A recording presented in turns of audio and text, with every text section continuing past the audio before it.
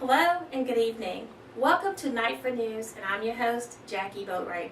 And tonight's news is all about hair and hair loss. I'm going to talk to you tonight about a few things that could be the reason as to why you're losing your hair. But before I do, I want to share some information with you. First of all, the average person loses anywhere from 50 to 100 hairs per day. And with approximately 100,000 hairs on your head, when you are growing hair the way you should, you don't miss those 50 to 100 hairs that you lose. However, when you're losing more hair than you're growing, then you notice, wow, my hair is thinning. And without preventative measures, I can tell you excessive thinning will occur and eventually baldness will happen.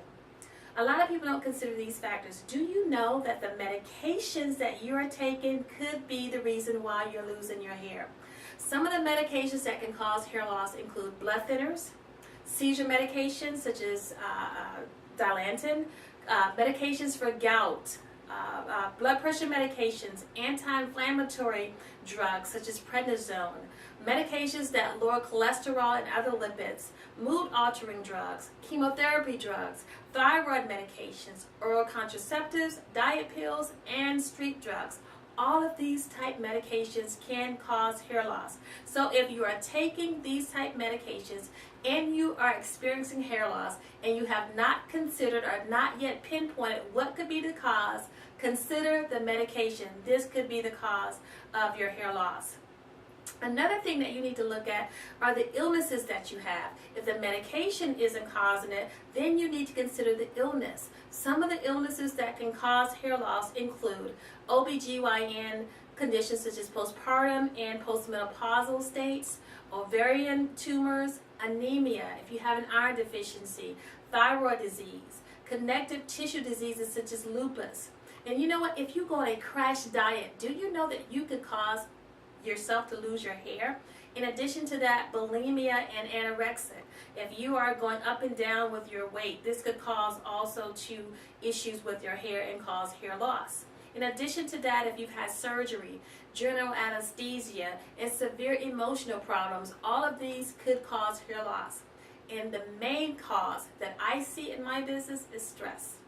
If you are stressed, you are more than likely going to lose your hair. Stress is the greatest cause of hair loss that I see. Now that you know some of the medications, now that you know some of the illnesses, let me tell you about some of the supplements that you could take that could possibly help with regrowing your hair. Consider taking saw palmetto extract. Saw palmetto extract has an inhibitor in it that prevents your body from converting testosterone to DHT. Testosterone is the male hormone, and when a woman's testosterone level gets too high, your body is going to convert that testosterone to DHT. DHT is going to attack the hair follicle. The hair follicle can't get enough nutrients from the blood supply. Therefore, the hair in that follicle is going to come out thinner and thinner and thinner, and eventually it's not going to come out at all. So please do your research on saw palmetto extract and hair growth. The next supplement is folic acid. Do you remember when you were pregnant and your hair was healthy and it was growing, it was thick, it was bouncy, it was full? Well, look at taking folic acid. Folic acid is what is in the prenatal vitamin that keeps the woman's hair very healthy and growing. Well, you can add folic acid to your diet. You need to take anywhere from 400 to 800 milligrams of folic acid, but do your research on it. Look at it, what it does, because not only are you going to have beautiful hair, you're going to have healthy, glowing skin as well. And I've learned from research that a deficiency in folic acid could cause your hair to lose its color. So what am I saying to you? The reason you could be graying early is because you have a deficiency in folic acid. So do your research, girl, on folic acid and hair growth. And finally, the last vitamin or supplement that I want to talk to you about, in addition to helping due to the folic acid in the saw palmetto extract, is vitamin D. Vitamin D is not only essential for our bones and calcium absorption, but it's really, really good for the hair.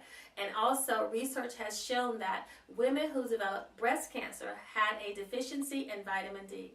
So, there you have it. This is tonight's edition of Night for News. I'm your host, Jackie Boatwright, and tonight's news was all about hair. I hope that you learned something and that you will go out and do your research on some of the things that we talked about tonight.